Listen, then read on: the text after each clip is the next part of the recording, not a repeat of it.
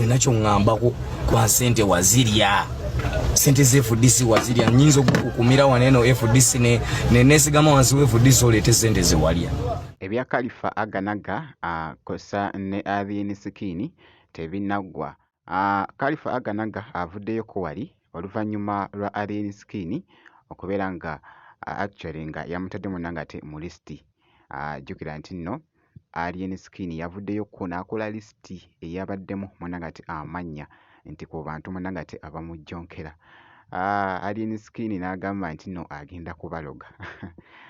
Bannange actually nakuteeddeyo COVID yeeyo ku list eyo by the way. Kakati nno munnange list nno ebadde actually ng'etabudde munnange Khalifa Aganaga eside eno.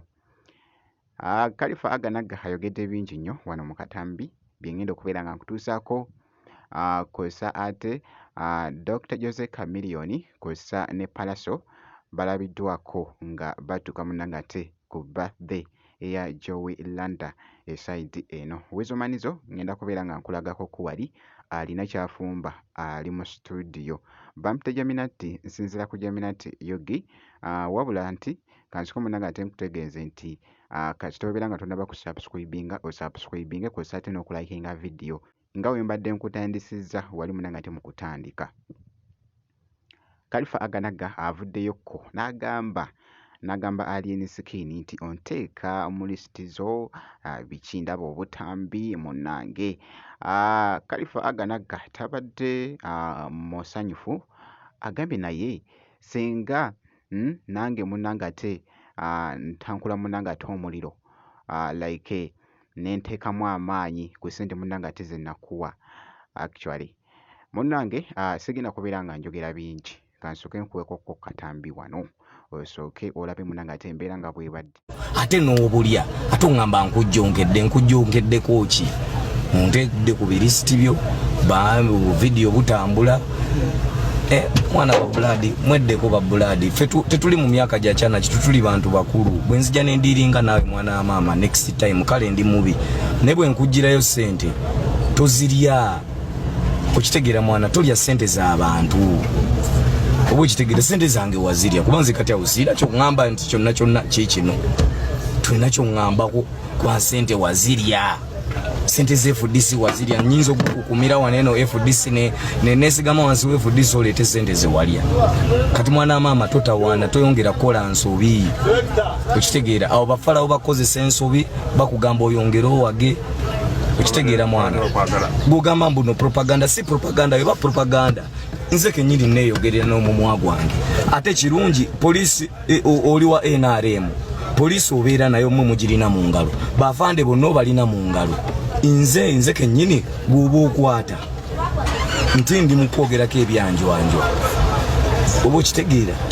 Oba oyagala evidence oyina kamera zo ku gundi ziteekeyo nga nkuwasinga muba nali sikuwa ssente.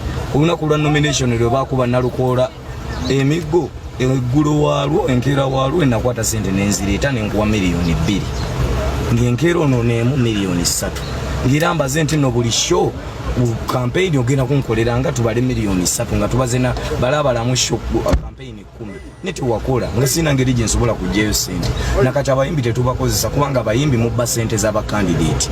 Kati wali onjagalizaako ki?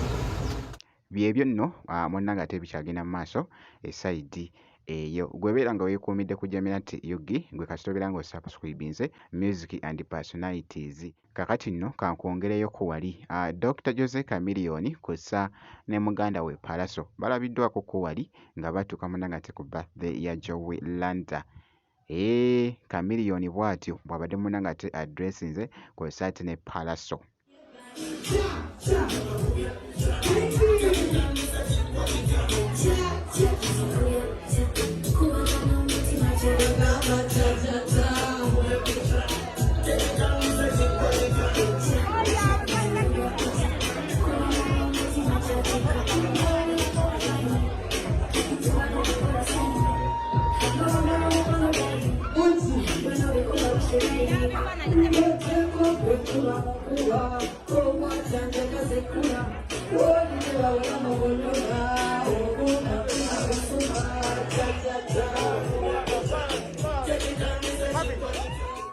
bwe kityo nno munnange ate bwe kitambudde esayidi eyo.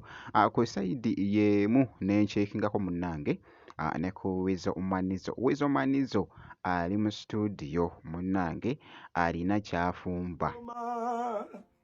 Njatugende wakeya masuka mama imbezi ngezugala kuoma njatugende wakeya masuka bedumuli fire kabadde kakutte akati wali ku mukutu ogwa TikTok esayidi eyo Weasel Manizo. Leero bwe nti munnange ate bwe mukyekinzeko nga bwe mbadde nkutegeeza nti nno gwe kasobeera ng'osubscribinze ebisigadde byonna munnange ate biturekere tujja kubeera nga tukuwa update yonna.